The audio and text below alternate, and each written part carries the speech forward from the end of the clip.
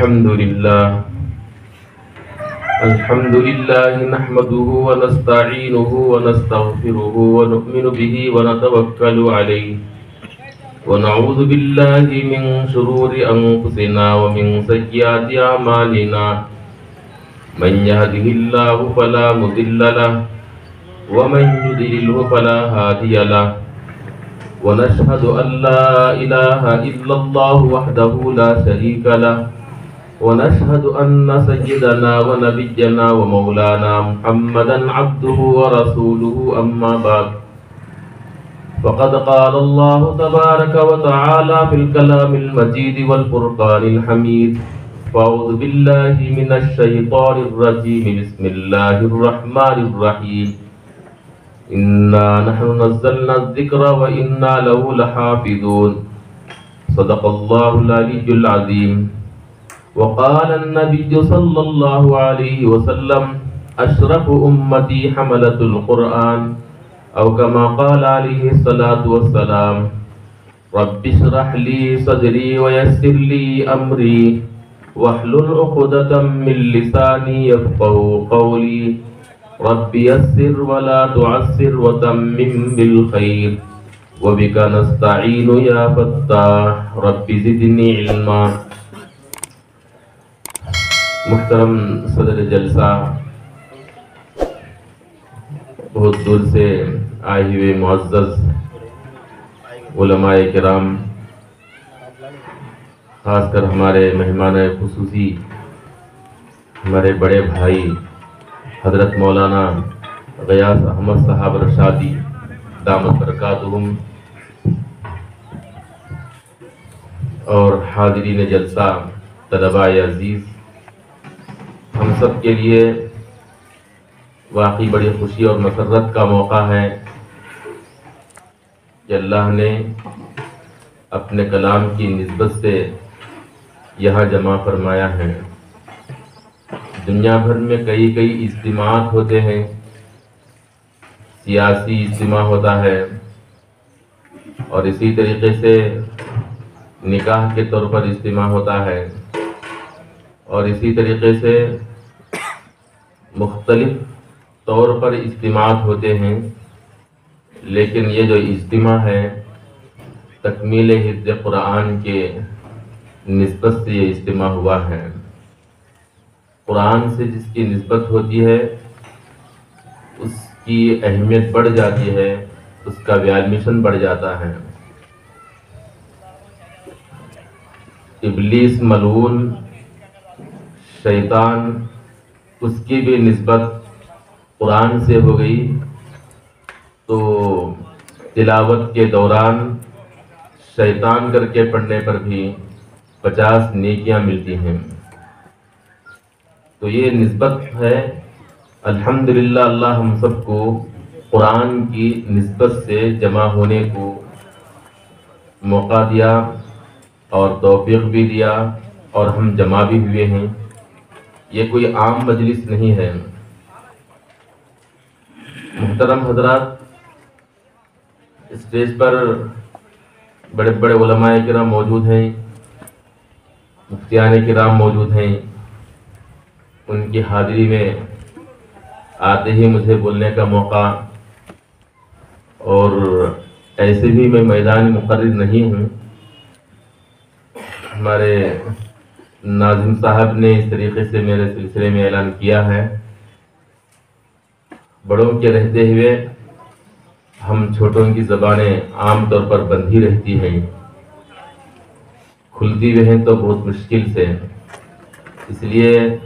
میں اپنی اس گفتگو کے دوران اگر کوئی آپ کی خدمات میں کوئی گستاخی ہوئی تو معافی چاہتے ہوئے اپنی بات کو شروع کرتا ہوں. بزرگوں، دوستوں،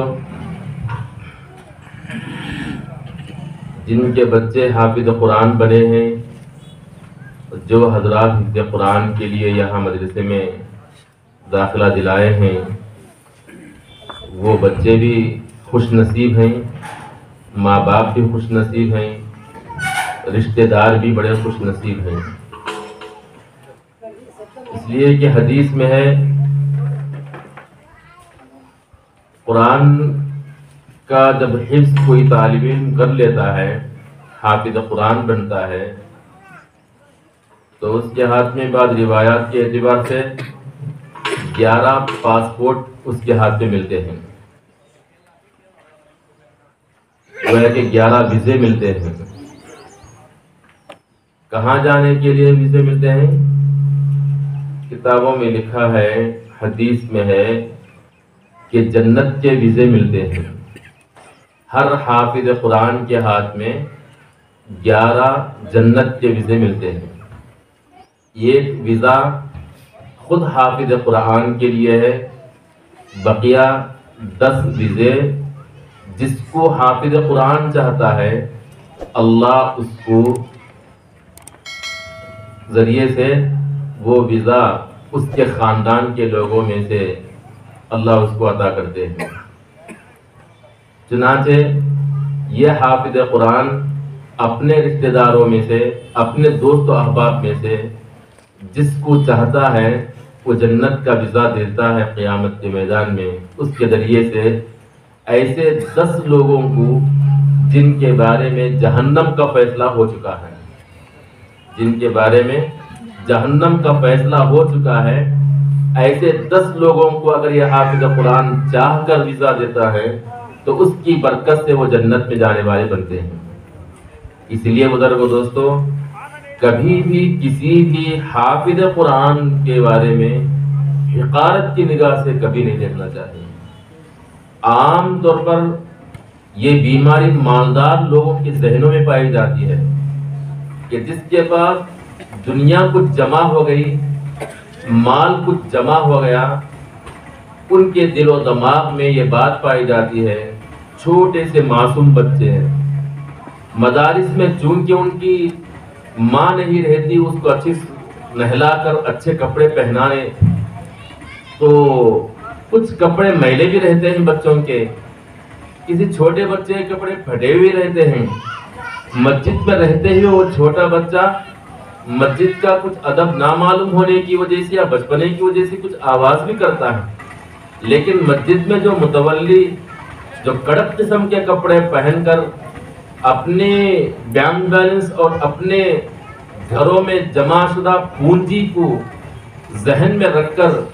ان چھوٹے سے معصوم بچوں کی ایسی ویسی کچھ حرکت دیکھ کر حقارت کی نگاہ سے جھنکاتا ہے اور دھتکارتا ہے، بزرگوں دوستو، ایسے لوگ حافظ قرآن کے ہاتھوں جنت کے ویزا کے مستحق نہیں ہوتے۔ اس لیے کتابوں میں فرماتی اس حدیث کو بیان کرنے کے بعد کہ آدمی کو چاہیے کہ حافظ قرآن کا ادب و احترام کرے، حافظ قرآن کا ایسے ادب و احترام کریں جیسے ہم اپنے گھر میں حال میں قرآن مجید رکھے ہوں تو اس کو دیکھ کر جیسا ادب و احترام کرتے ہیں اس کی طرح پیر پھیلانے کو نہیں چاہتے ہیں، تو اسی طریقے سے حافظ قرآن کا بھی ادب و احترام کرنا چاہیے۔ بزرگوں دوستو، حضرت مولانا حکیم اختر صاحب رحمت اللہ علیہ فرماتے ہیں کہ مدینہ منورہ میں حضرت مولانا بدر عالم رحمت اللہ علیہ کا انتقال ہوا۔ ان کے بیٹے بدر عالم رحمت اللہ علیہ کے بیٹے آفتاب عالم رحمت اللہ علیہ اپنے والد صاحب کا یہ واقعہ بیان کرتے ہیں کہ والد صاحب کے انتقال کے بعد مدینہ المنورہ میں تدفین ہوئی۔ ہر 6 مہینے میں ایک مرتبہ سعودی حکومت کی جانب سے قبر کی کھدائی ہو رہی تھی، اس لیے کہ ہر 6 مہینے میں ایک مرتبہ پھر اس میں میت کو دفن کر دیا جاتا ہے، تو دوسری میت کو دفن کرنے کے لیے اس قبر کو کھودا جاتا ہے ہر 6 مہینے میں ایک مرتبہ۔ ایسے سعودی حکومت کی جانب سے 3 مرتبہ کھدائی کا کام ہوا، لیکن ہر مرتبہ کھودنے کے بعد یہی نظر آتا ہے کہ جثتہ لم تغیر، اس کا جسم نہ بدلا ہوا ہے اور اس کا کفن بھی پرانا نہیں ہوا ہے۔ اس طریقے سے 3 مرتبہ کھدائی کے باوجود بھی ذرہ برابر کوئی تغیر اور کوئی تبدیلی میت کے جسم میں نہیں ہے۔ آفتاب عالم رحمت اللہ علیہ فرماتے ہیں کہ والد صاحب کے انتقال کے بعد ہر 6 مہینے میں 3 مرتبہ خدا کے باوجود بھی قبر کے اندر ان کے جسم میں میت میں ذرہ برابر تبدیلی نہ آنا، کفن کے اندر بھی تبدیلی نہیں آنا، اس کا مقصد کیا ہے؟ وہ خود اپنا غالب گمان کا اظہار کرتے ہوئے فرماتے ہیں کہ میں نے ہو سکتا ہے کہ اپنے والد صاحب کو زندگی کے اندر کسی بھی حافظ قرآن کی طرف پیر نہیں کیا کرتے تھے، حافظ قرآن کی طرف پیر نہیں کیا کرتے تھے، اور فرماتے تھے والد صاحب کہ جس طریقے سے رکھے ہوئے قرآن کی طرف پیر کرنا بے ادبی ہے، اسی طریقے سے رکھے ہوئے سینے کی طرف بھی پیر کرنا بے ادبی ہے، اس لیے میں اپنی زندگی میں پیر حافظ قرآن کی طرف نہیں کرتا۔ تو بزرگو دوستو، یہ ادب و احترام ہمارے اکابر اولیاء اللہ کے اندر پایا جاتا ہے، جس کی وجہ سے اللہ تعالیٰ قبر کے اندر بھی ایک نمونہ بناتے ہیں۔ یہ ایسے واقعات کہیں اللہ تبارک و تعالیٰ ظاہر کراتے ہیں، اس کا مقصد یہی ہوتا ہے کہ تاکہ اس سے آدمی عبرت حاصل کریں اور اس سے سبق حاصل کریں، اور ہم بھی قرآن مجید کا ادب و احترام کرنے والے بنیں، حفاظ کرام کا ادب کرنے والے بنیں، دل کے اندر ایک محبت ہو، قرآن سے محبت ہے، اللہ سے محبت ہے تو قرآن والے سے بھی محبت ہونا چاہیے، اللہ سے محبت ہے تو پھر اللہ کے کلام والے سے بھی محبت ہونا، یہ اللہ سے محبت ہونے کی نشانی ہے۔ اس لیے بزرگو دوستو، حقارت اگر ہمارے دل کے اندر ہے تو کبھی حافظ قرآن کے دل میں ہماری محبت نہیں پیدا ہوتی، محبت نہیں پیدا ہوتی تو پھر جنت کے ویزے جو حافظ قرآن کی طرف سے تقسیم ہونے والے ہیں وہ ہمارے ہاتھ لگنے والے نہیں ہوتے۔ اس لیے بزرگو دوستو، جس کے بارے میں جہنم کا فیصلہ ہو چکا ہوتا ہے، ایسے 10 آدمیوں کو حافظ قرآن ٹٹولتا ہے کہ کس کے دل کے اندر ہمارے حافظ قرآن کی محبت ہے، تو اس کے ہاتھ میں جنت کا ویزا دیا جاتا ہے، جس کے ذریعے سے جنت میں جانے والے بنتے ہیں۔ بزرگو دوستو، آج مدارس کے اندر قرآن بنایا ہوا ہمارے پاس موجود ہے، اور کھانے کا مکمل نظم مدارس میں ہوتا ہے، کوئی مسئلہ پریشانی کا نہیں ہوتا، صرف اور صرف قرآن مجید کو رکھ کر یاد کرنا ہی مسئلہ ہے، قرآن کو پڑھنا ہی مسئلہ ہے، اس کے علاوہ کوئی دقت نہیں ہوتی، کوئی ڈنڈے نہیں پڑتے اور کوئی تکلیف نہیں ہوتی، آرام سے قرآن کو یاد کر سکتے ہیں آج کے ماحول میں۔ اس لیے قرآن مجید کی ہم کو قدر نہیں، اس کی نعمت کی کوئی قدر نہیں ہوتی ہے۔ صحابہ کرام کے زمانے میں قرآن مجید کو حاصل کرنا،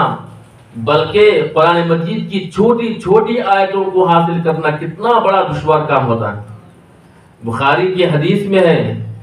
کہ مدینہ منورہ سے دور ایک چھوٹے سے قصبے میں ایک نوجوان رہا کرتے تھے، ان کے دل کے اندر خواہش پیدا ہوئی کہ میں قرآن مجید کو یاد کروں، لیکن اپنے پرسنل لائف کی مجبوری کی وجہ سے مدینہ منورہ کو بار بار سرکار دو عالم صلی اللہ علیہ وسلم کی خدمت میں پہنچ کر قرآن کو سیکھنا اور یاد کرنا بڑا مشکل تھا، مجبور تھے، نہیں جا سکتے تھے، اس لیے وہ اپنے اس قصبے میں رہ کر اس راستے پر جا کر بیٹھ جاتے تھے جس راستے سے مدینہ منورہ کا قافلہ گزرتا ہے، اور وہ قافلے والوں میں جا کر التجا کرتے کہ بھائی تمہارا قافلہ کہاں سے آ رہا ہے؟ تو وہ کہتے ہیں کہ ہمارا قافلہ مدینے سے آ رہا ہے۔ اچھا، تم لوگوں میں سے کسی کو قرآن کی کوئی آیت یاد ہے؟